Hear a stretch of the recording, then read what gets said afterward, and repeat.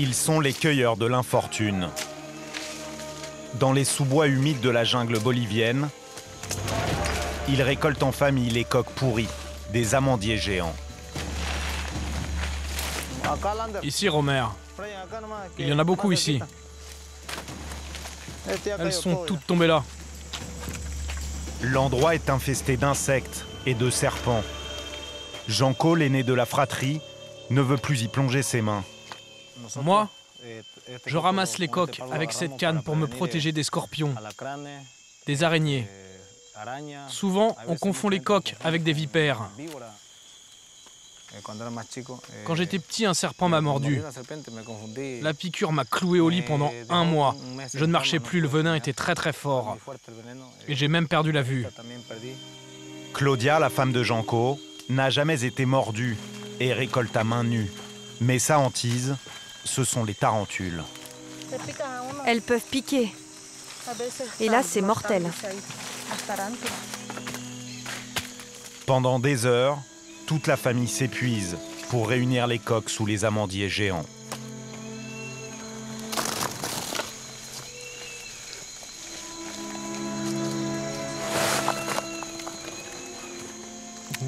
Regarde, il fait entre 40 et 50 mètres. Une coque peut tomber et elle peut te fracasser le crâne. Tu peux en mourir. Cette année, il y a eu 3 morts sur notre territoire.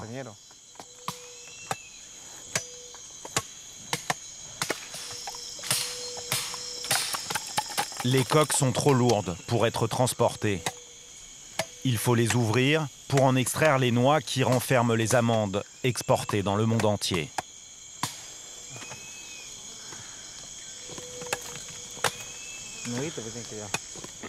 Mais couper les coques demande une grande dextérité et la lame dangereuse de la machette est très affûtée. Je me suis coupé. Mon doigt était trop près de la lame.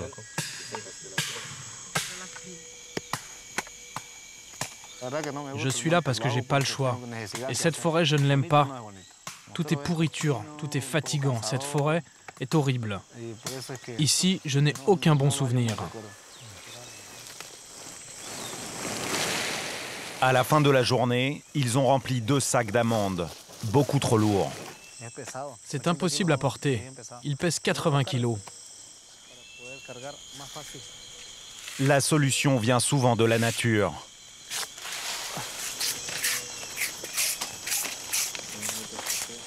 En quelques instants, l'écorce des arbres devient un solide harnais.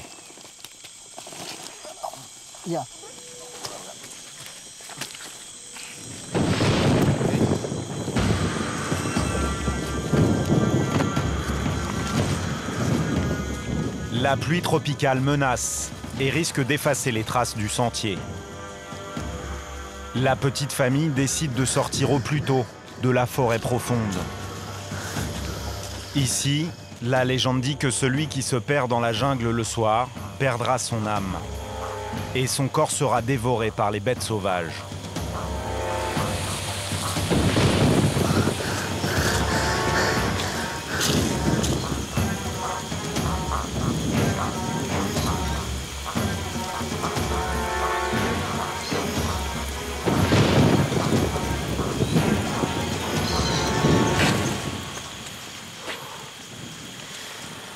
Sur le chemin du retour, le jeune couple qui se connaît depuis l'enfance sait déjà que ce sac d'amandes ne rapportera pas assez d'argent pour toute la famille. Et il n'est plus possible de récolter car les pluies torrentielles transforment la forêt en bourbier pendant des semaines.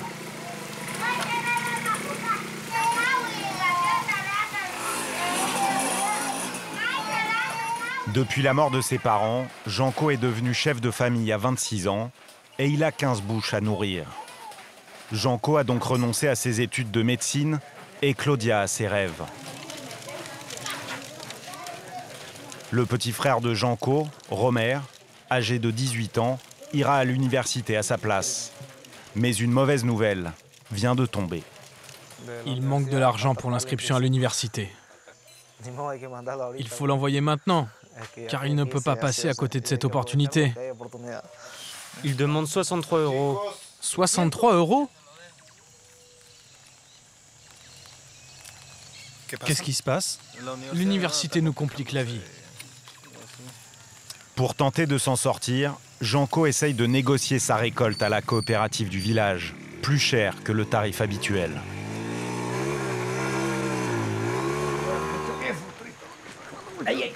Ah, c'est de l'argent que tu veux? Bien sûr, donne-moi 58 €. Non, tu auras 42 €.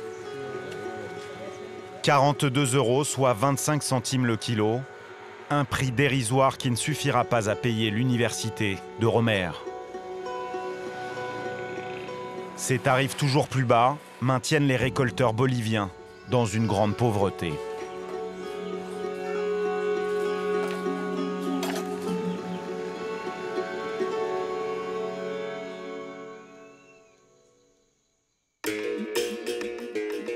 Les précieuses amandes commencent un voyage périlleux à travers l'Amazonie bolivienne jusqu'à la capitale, La Paz.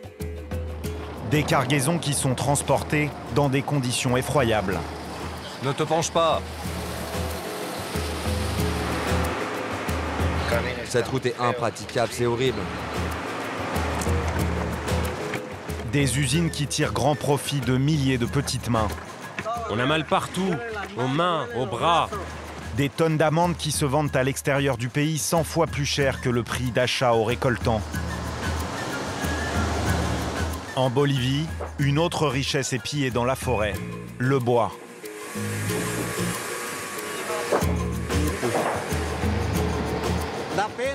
Et moi, ça me fait de la peine qu'on coupe autant de bois.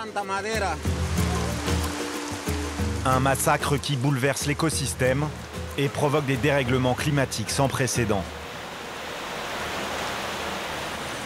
C'est très mauvais. Ça monte, ça monte.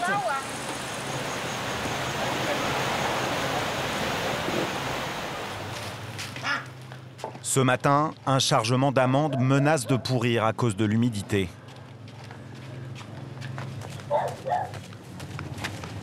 Pour éviter des pertes, Edgar doit l'acheminer le plus vite possible dans une usine de retraitement. Mais il vient de découvrir que son réservoir est vide et doit racheter du carburant à un collègue.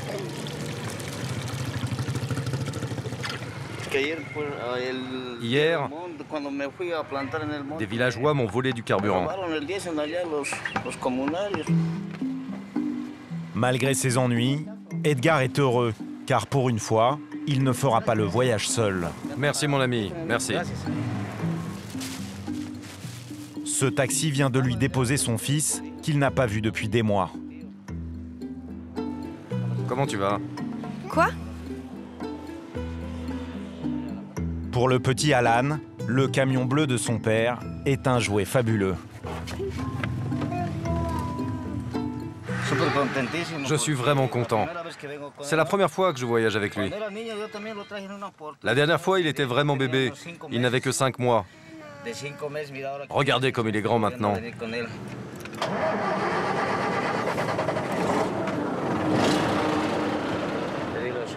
Seigneur, bénis ma famille et mon camion.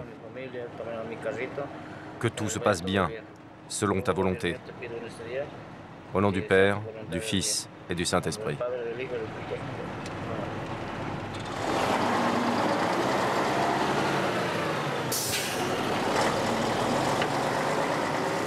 Edgar a divorcé il y a 1 an.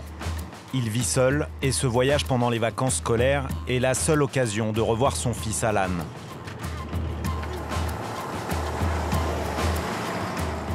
Il me disait toujours, « Papa, emmène-moi.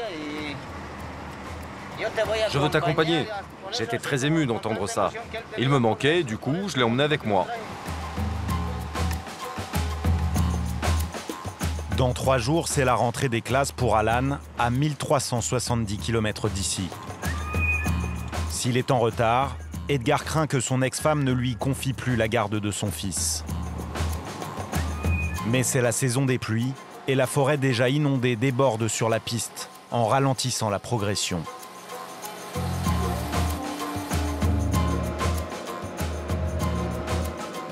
En bas de cette descente, un camion s'est embourbé.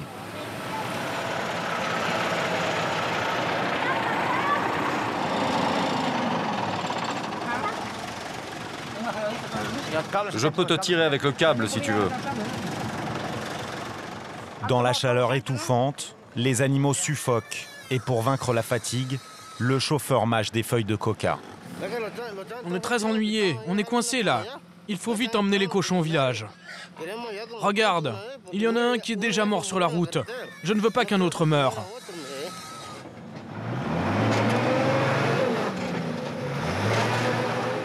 Le chauffeur persiste et s'embourbe un peu plus.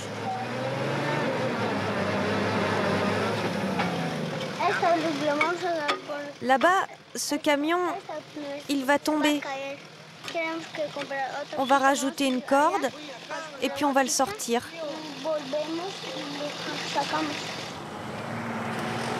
Évidemment, ça marche. Car pour Alan, son père, c'est Superman. Mon papa, il est arrivé ici et il a réussi à tirer le camion.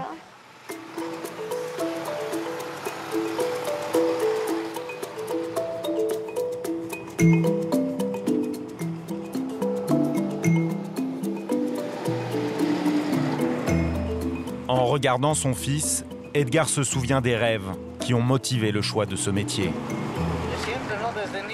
Depuis que je suis tout petit, j'ai toujours voulu être chauffeur. J'avais des jouets que je fabriquais moi-même, de briquets de broc, avec du bois, du plastique.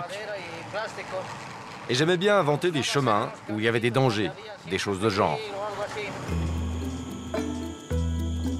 Edgar n'est pas propriétaire de son camion. Et une fois payé la location, le carburant et la nourriture, ce voyage lui laissera à peine de quoi vivre. Ne te penche pas! Je me fais 2 € par sac. Ce n'est pas du tout suffisant. Parce que j'ai aussi plein de dettes auprès des banques. Des dettes contractées à la suite d'un accident. En Bolivie, pas d'assurance. Les chauffeurs sont responsables de leur cargaison et payent la casse en cas de problème. Mon camion a glissé sur le côté et il a fini par se renverser. Et évidemment, il s'est mis à pleuvoir. J'étais chargé de légumes et toute la cargaison a été endommagée. Edgar doit éviter absolument un nouvel accident. Mais cela n'est pas si simple sur cette route semée d'embûches. Ici, il y a un grand trou et tout le monde y tombe. Ils sont en train de le boucher parce qu'il y a trop de voitures qui ont été bloquées. Le camion est bloqué. Livré à lui-même, Alan décide de passer par les caniveaux sur les bas-côtés de la route. Il s'enlise à son tour dans la boue collante.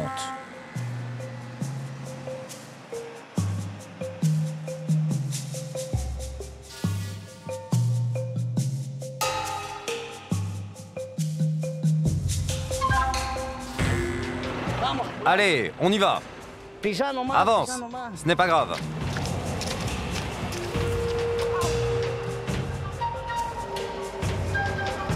Turbulent, Alan ralentit encore la marche. Ne te suspends pas comme ça. Mais si! Non, non, non, non, non. Tu vas tomber par terre. Épuisé, Edgar souhaite à son fils un meilleur avenir que le sien. Je n'aimerais pas du tout qu'il devienne routier. Comme il dit, quand je serai grand, je veux être militaire. J'aimerais beaucoup qu'il réalise son rêve, car ça, c'est mon rêve à moi. Une autre épreuve attend maintenant Edgar. Il doit traverser un affluent de l'Amazone, le Rio Beni. Cette année, les pluies exceptionnelles provoquent une crue gigantesque. Edgar est une nouvelle fois bloqué.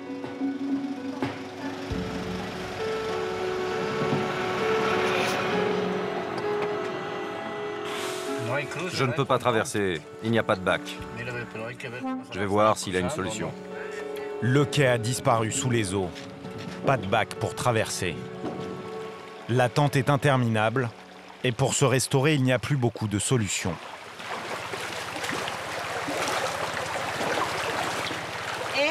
Ça, c'était mon restaurant.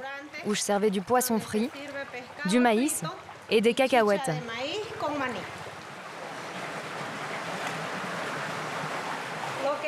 Maintenant, tout ce qu'il y a ici, c'est de la boue, de la vase et rien d'autre.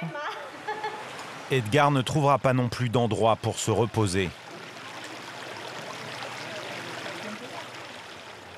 Je ne trouve pas les mots pour exprimer ce que je ressens. J'ai la gorge nouée, rien que de penser qu'il va falloir tout enlever. C'est le sauve-qui-peut général, et même la migale ne sait plus quoi faire. Avec les inondations viennent les maladies. La diarrhée, le paludisme, les vomissements, la typhoïde, la dengue. Sans oublier les piqûres de serpents.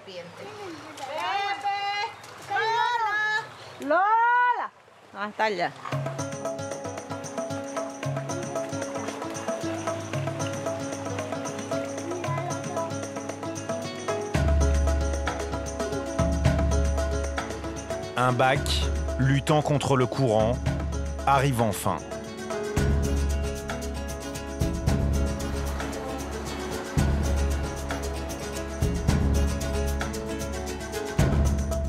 Edgar fait partie des premiers à embarquer, mais il n'y a pas de place pour tout le monde.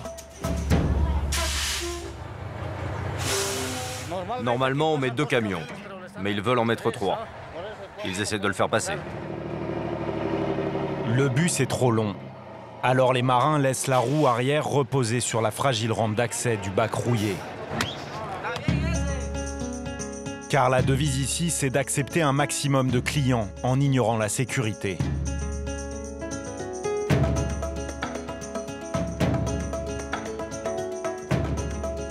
Entassés en plein soleil, les passagers suffoquent. Mes cochons ne sont pas habitués à la chaleur. Cette race-là, elle ne supporte pas le soleil. Ici, pas de clim. Reste une seule option, la méthode manuelle.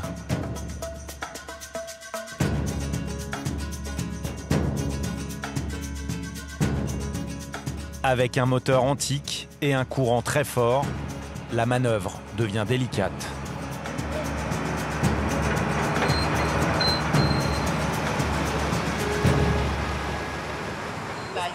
Il a beaucoup plu au Pérou et ça affecte les fleuves en Bolivie. Le fleuve a beaucoup gonflé, c'est dangereux. De bac en bac, Edgar progresse difficilement.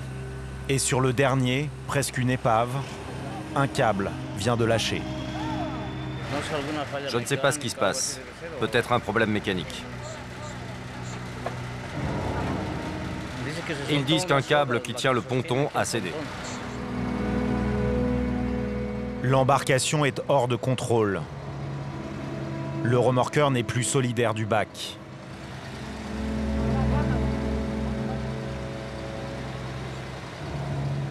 Il dérive. Il frôle dangereusement les berges du fleuve.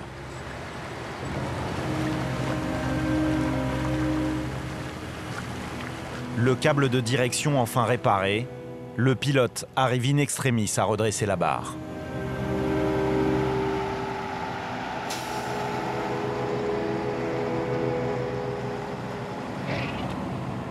Après 445 km et 3 jours de route, Edgar arrive à la première étape de son voyage, Riberalta.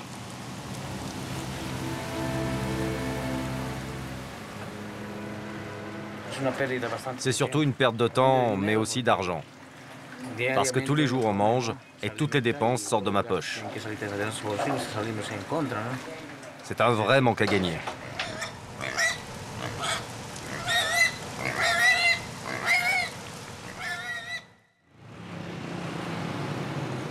Isolée près de la frontière du Brésil, la petite ville de Riberalta est née grâce à l'industrie du caoutchouc, de l'or et du bois.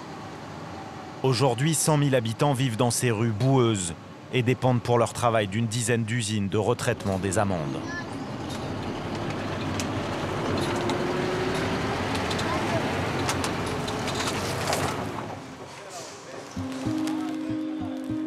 Dans cet entrepôt, des millions de précieuses graines arrivent chaque jour. À cause de l'humidité, elles pourrissent souvent avant d'être décortiquées. Il faut donc les assécher en les ventilant. Et comme il n'y a pas de soufflerie, des hommes déplacent donc des montagnes d'amandes, sans relâche. Et dès qu'elle est terminée, cette opération recommence, à l'autre bout de l'entrepôt. On est malade, on a mal à la tête. C'est à cause de la chaleur, on ne peut pas respirer ici.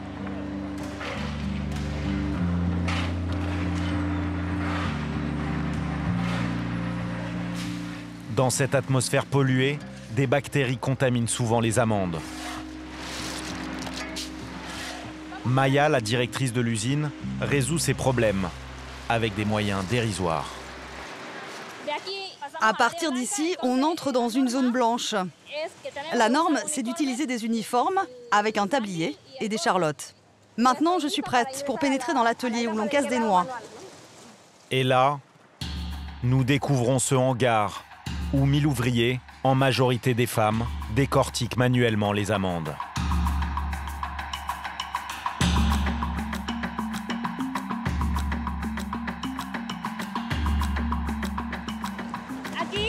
Ici, on brise manuellement de 50 000 à 70 000 kilos d'amandes par jour. On pèse ce qu'ils décortiquent et ils sont payés au kilo. 38 à 39 centimes d'euros le kilo. Et selon leur production, ils perçoivent entre 300 et 738 euros par mois. En réalité, plusieurs membres d'une même famille travaillent à tour de rôle sur une seule machine et le salaire réel par personne est bien inférieur à 300 euros par mois. C'est le cas de Tita, 18 ans, qui travaille ici depuis 2 ans. Je suis en terminale et j'aimerais faire mes études de médecine. J'aide ma grand-mère, elle est payée 210 euros par mois et me donne 52 euros par mois sur sa paye. Mais 52 euros suffisent à peine pour acheter des vêtements sans compter le reste. Je travaille ici de 6h du matin jusqu'à midi. Et de 14h à 18h, je vais à l'école. Toute l'année, les ouvriers répètent inlassablement les mêmes gestes. L'amande est dure, ça fait mal aux mains. Ça nous abîme la peau, on peut se blesser. C'est un travail très pénible.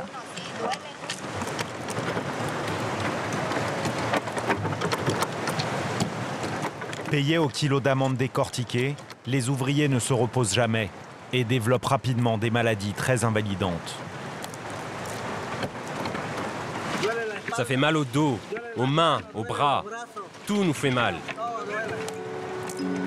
Les amandes continueront leur route jusqu'aux étals des épiceries fines du monde entier. Elles y seront vendues 25 euros le kilo. Les ouvriers, eux, seront payés 100 fois moins, 25 centimes d'euros par kilo. De son côté, Edgar vient d'apprendre que la route vers La Paz est inondée et impraticable. Il ne sait pas comment accompagner Alan pour la rentrée des classes.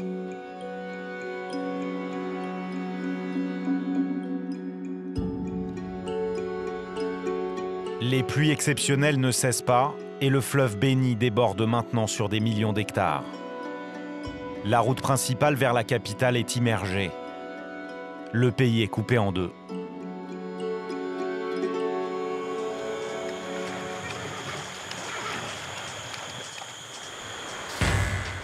Les courants emportent la chaussée sur des dizaines de kilomètres. Les voyageurs sont pris au piège sur des îlots sans issue. On ne peut pas passer, c'est infranchissable.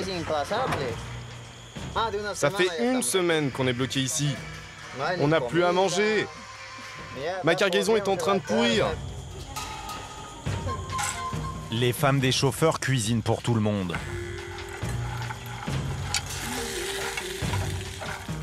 Vous avez de l'eau potable pour la cuisine? Non, pas d'eau potable. On récupère la pluie qui tombe sur les tentes. Ça fait 4 jours qu'on est ici. On a mis 1 mois pour venir de Riberalta. 1 mois pour faire 400 km? Oui, à cause des trous sur la route. Sans aucune aide, pour tenter de s'en sortir, certains tentent l'impossible.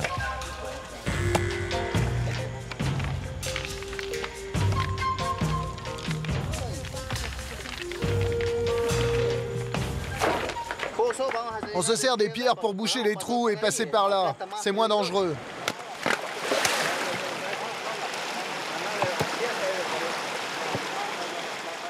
On doit creuser à la main. On n'a pas d'autre solution. On doit le faire nous. On n'aura pas d'aide. Mais pourquoi vous n'avez pas d'aide? Il n'y a pas d'argent pour les routes. Il n'y a pas d'argent et ils n'envoient pas de machines. Ils en ont, mais pas d'essence à mettre dedans.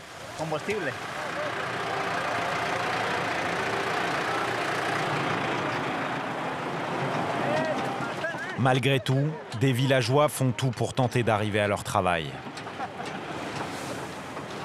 Je vais à une réunion, à Crucerito.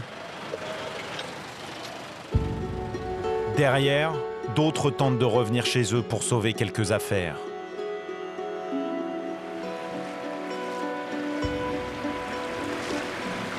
Fais attention de ne pas tomber.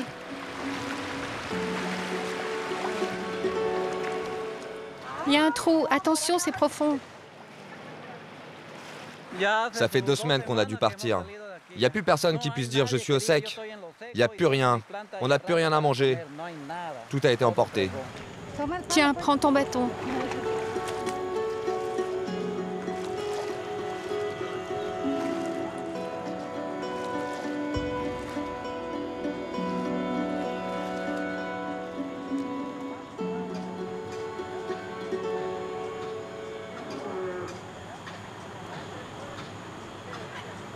Des milliers de sinistrés se réfugient au-dessus du niveau de l'eau.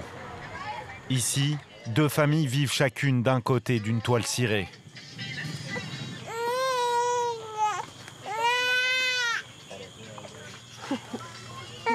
Dans ces conditions, se nourrir devient un problème et on se rabat sur les gibiers aux alentours. C'est une tête de cochon des bois. À cause des inondations, les animaux se réfugient sur les hauteurs. On les chasse et ça nous donne de la nourriture pour plusieurs jours.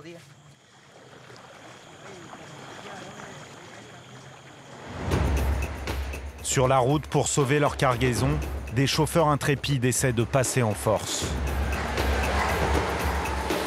Mais au bout de 200 mètres,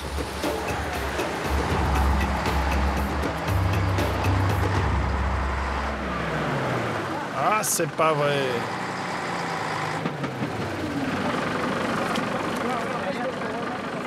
C'est profond! C'est profond! quelques kilomètres plus loin, le pont de la route principale s'est effondré. La puissance des rapides aggrave la situation. Juste une fragile passerelle relie les 2 berges.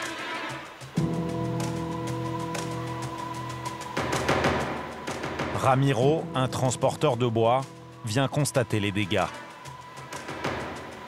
Au pied du pont, l'armée tente d'aménager un passage.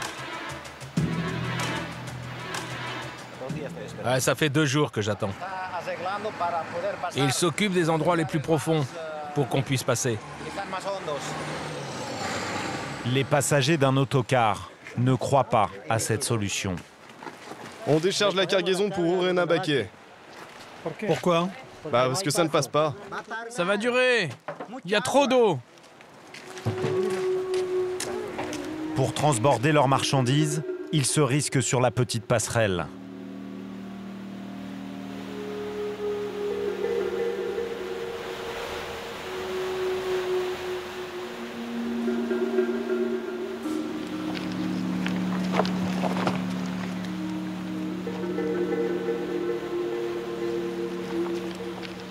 Pour Ramiro, le passage en camion devient très incertain.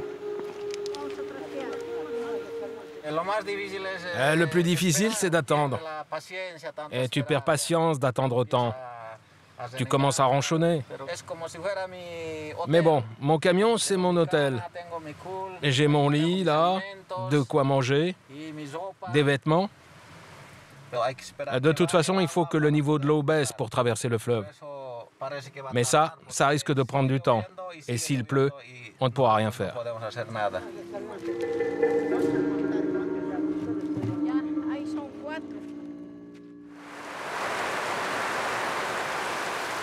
Et le déluge s'abat encore sur toute la région. Les villes sont inondées. En quelques jours, la Bolivie compte plus de 100 000 sinistrés. À Rurrenabaque, le Rio Beni n'en finit pas de gonfler et submerge la ville entière.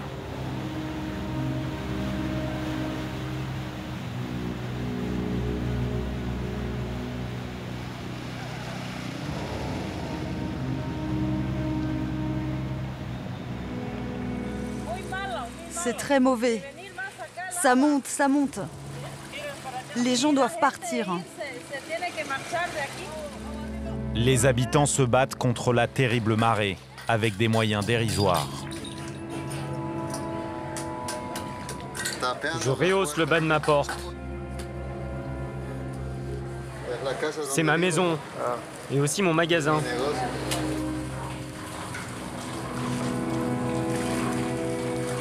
Pardon, pardon.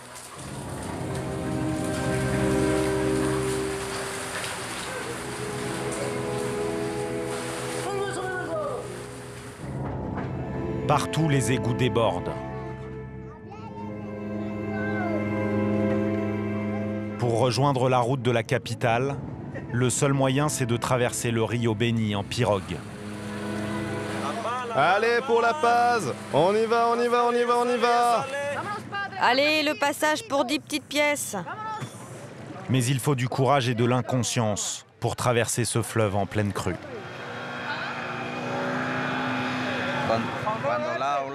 Quand la vague fait comme ça, il faut la frapper avec la pointe du bateau. Sinon, la vague peut le faire chavirer. Et si le moteur cale, on a des rames. Des rames.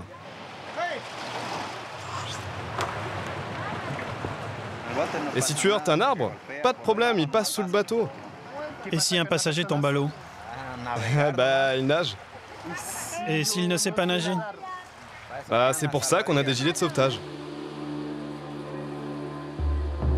La traversée ne dure que 7 minutes, mais 7 minutes de panique.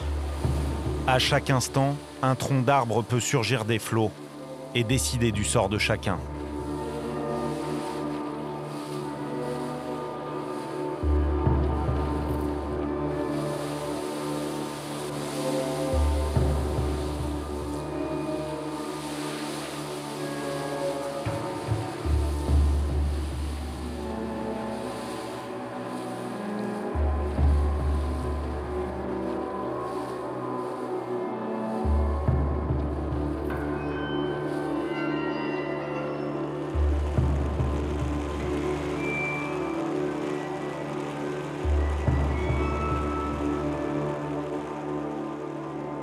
Au pied du pont, chaque pelletée de terre est immédiatement balayée par le courant. Il y a environ 1 mètre d'eau. C'est dangereux parce que le courant est très puissant.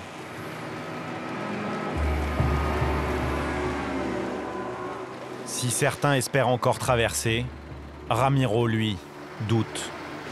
À mon avis, l'eau est encore trop haute.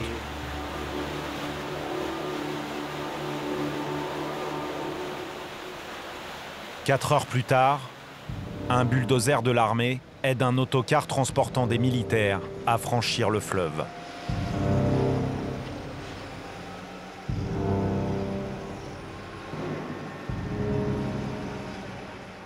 Et ils ne vont faire passer que ce bus. Seulement un bus? Oui, un seul. Celui-là, c'est tout. Parce qu'il est rempli de soldats qui partent en mission. Un passe-droit qui provoque la colère de tous ceux qui attendent depuis des jours. Mais qu'on nous laisse passer! Qu'on nous laisse passer, là! Allez, allez! Laisse avancer le bus, c'est pas possible! On veut passer!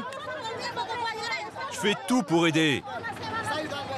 Ça va maintenant. Elles veulent y aller les premières, mais tout le monde veut passer. On est là depuis 2 semaines, plus de 2 semaines. Voilà 3 semaines qu'on est sur la route. On veut passer, on veut rentrer à La Paz. Un deuxième autocar avec des militaires traverse à son tour.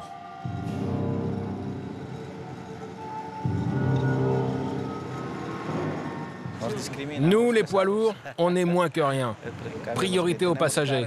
Nous, avec nos cargaisons, on ne nous prête pas beaucoup d'attention. Selon les autorités, ce n'est pas grave si on reste ici des jours et des jours. Lassé d'attendre, Ramiro tente le tout pour le tout, même s'il risque d'être emporté par le courant. Mon camion pèse 55 tonnes. Allez, j'y vais, je vais passer.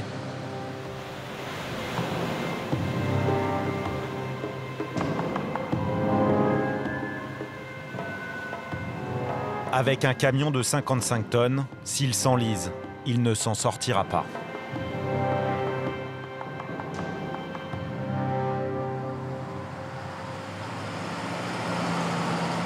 On est passé! Ramiro doit maintenant passer une zone de montagne, érodée par la déforestation.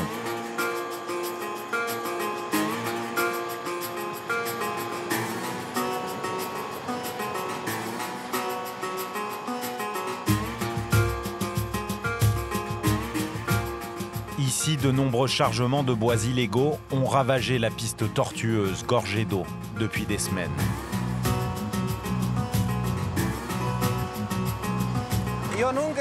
Je n'ai jamais transporté de bois illégal. C'est trop risqué. Si les gardes forestiers ou la police te chopent, ils peuvent te confisquer le camion.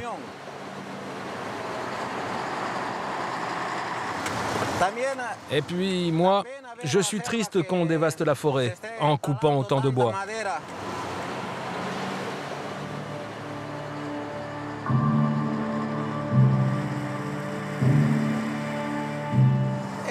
Cette route est en très mauvais état. Il y a beaucoup de glissements de terrain. Et il faut être très prudent. Parce que si tu ne fais pas attention, tu peux te retourner. La pluie ne cesse pas. La Bolivie s'enfonce lentement dans une catastrophe naturelle de grande ampleur.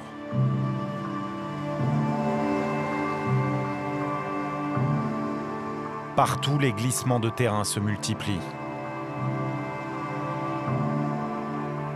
À Rourenabaque, une dizaine de personnes ont été ensevelies vivantes.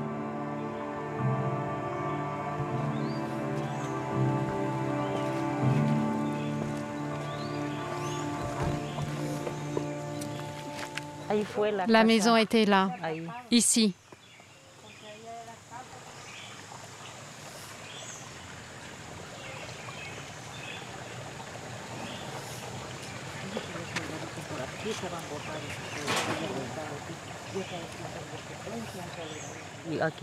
Ici, il y a 6 familles qui ont tout perdu. Leur maison, tout. Ils n'ont plus rien. Vu de chez moi, c'était comme une explosion. La colline a fait comme ça. Je leur ai dit « Ne montez pas, la colline glisse !» Mais ils ne m'ont pas écouté, ils ont couru jusque là. Puis il y a eu le second effondrement et ils ont été ensevelis ici. En aidant les gens, j'ai été ensevelie, écrasée sous une maison. J'étais complètement enterrée sous la boue. J'ai pu sortir une main et on m'a vue. Mon amie, elle, a eu la jambe arrachée. D'autres ont perdu la vie, des enfants, des femmes, et 4 soldats qui étaient venus pour sauver les gens.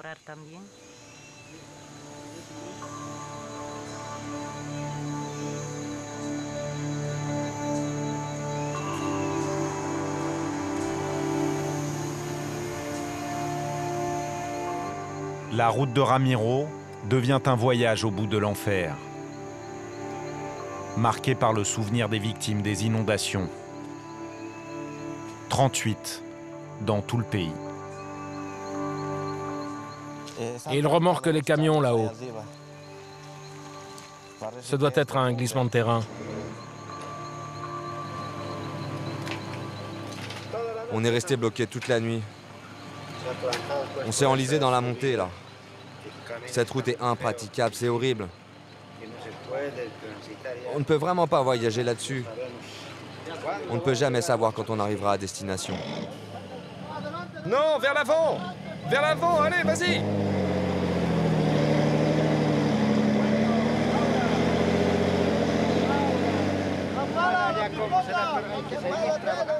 Allez, je vais essayer de passer. En quelques semaines, 4 années de travaux et des millions de dollars investis pour refaire cette route sont réduits à néant.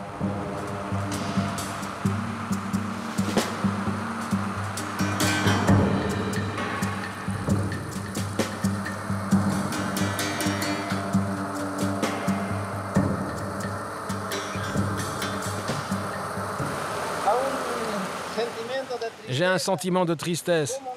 Comment nos routes peuvent être dans cet état? La pluie détruit tout. J'ai beaucoup de peine pour mon pays. Notre travail est un sacrifice. On quitte son foyer, sa femme, pour travailler dans ces conditions. Impatient de rentrer chez lui à La Paz, Ramiro s'obstine, dépasse ses limites et prend des risques qui, par le passé, lui ont coûté très cher.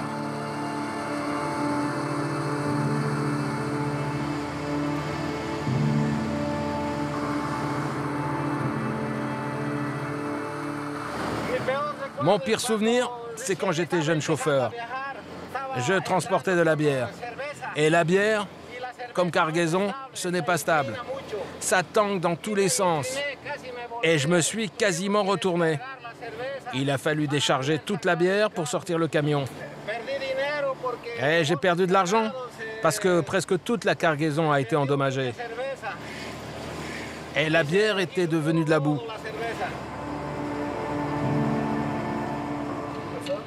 Allez, encore un problème.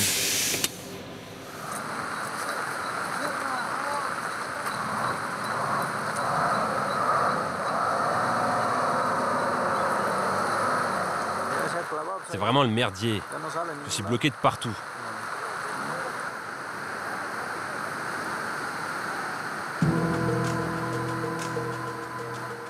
L'attente n'en finit plus.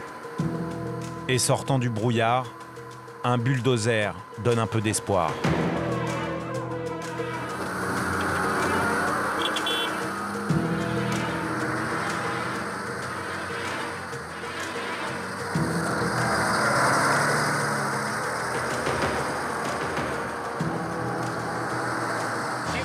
Si tu passes trop rapidement, c'est pas bon. Trop lentement, c'est pas bon non plus. Le tout, c'est de trouver la bonne vitesse. Plus les poids lourds forcent le passage, plus les ornières se creusent. Et sur le bord de la route, il y a aussi des petites voitures au châssis trop bas, échouées. Je suis avec mes enfants. On n'a plus de nourriture, mais on le supporte.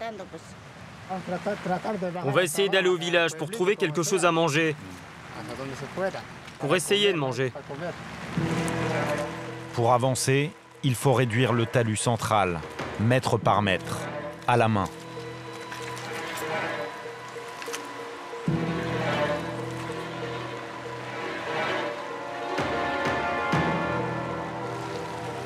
Et quand on s'élance, on ne peut plus freiner.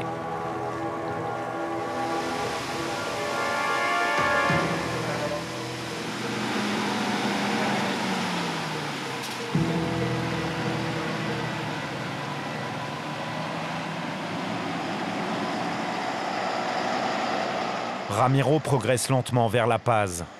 Mais cette fois, c'est toute une colline qui a balayé la route. Incroyable. La colline s'est effondrée, tout est tombé. C'est impossible de passer comme ça. Il faut qu'ils arrangent ça. Et il y a du boulot. Excusez-moi, vous savez combien de temps ça va prendre? Non. Un glissement de terrain a emporté la route, 100 mètres plus bas. Oh, c'est haut. Cette route venait juste d'être terminée et elle est détruite. Il ne reste rien. Ouais, ça me rend triste. Des voyageurs sont en colère, car selon eux, la route a été mal construite. Ils font juste un remplissage avec des pierres et des graviers compactés, rien de plus. Et donc, à n'importe quel moment, même si elle est terminée, la route va de nouveau s'effondrer. Les équipes de la voirie sont débordées et essayent d'ouvrir une voie provisoire.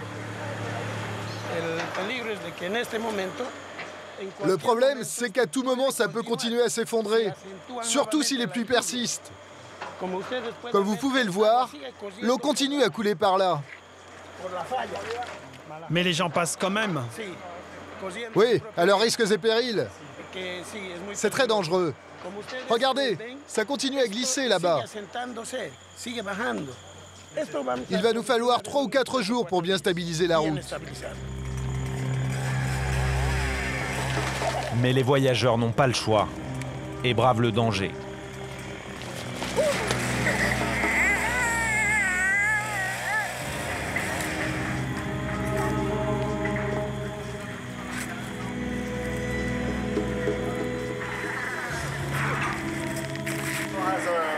Ces feuilles ont des fourmis, faut faire attention.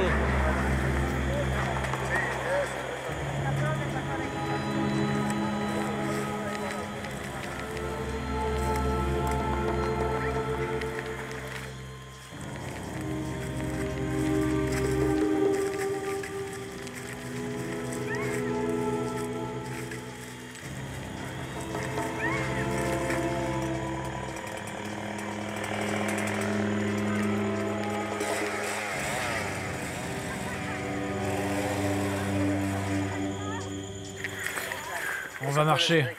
On essaie d'arriver à La Paz. Et jusqu'à La Paz, la route est encore longue. 200 km.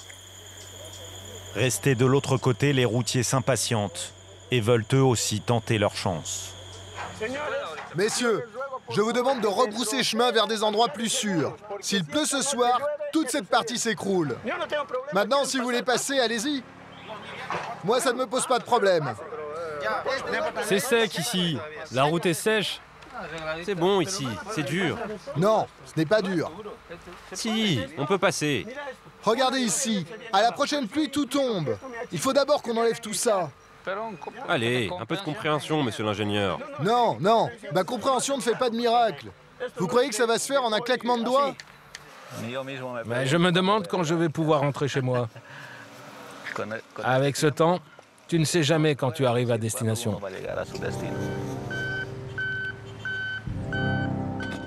Ramiro patientera encore 4 jours avant de passer.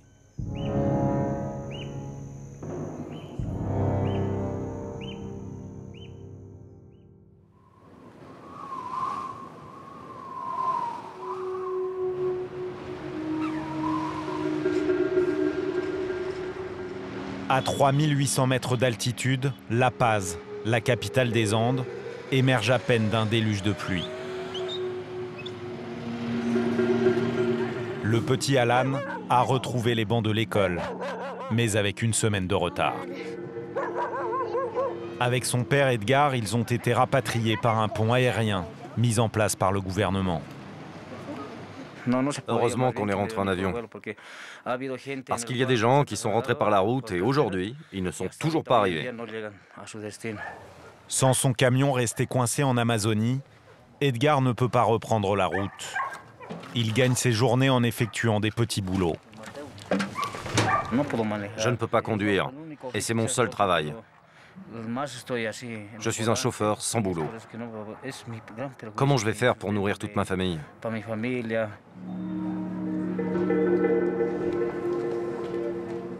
Après 2 jours de repos, lui aussi soucieux de faire vivre sa famille, Ramiro s'apprête déjà à repartir.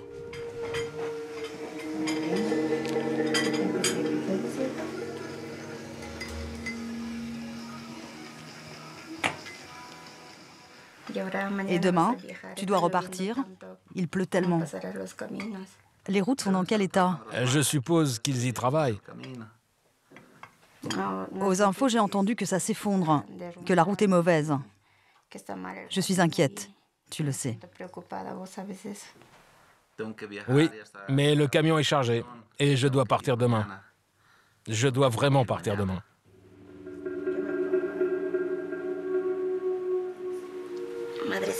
Sainte Vierge, En ce jour, je suis à nouveau à te prier. Je te demande que la pluie s'arrête pour qu'il puisse passer et que je sois moins inquiète que je le suis maintenant. Protège-le pour qu'il rentre sans problème à la maison. On l'attend.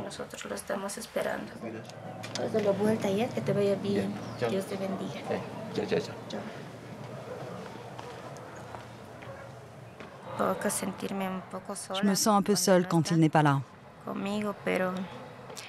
Mais c'est son travail. Il doit voyager.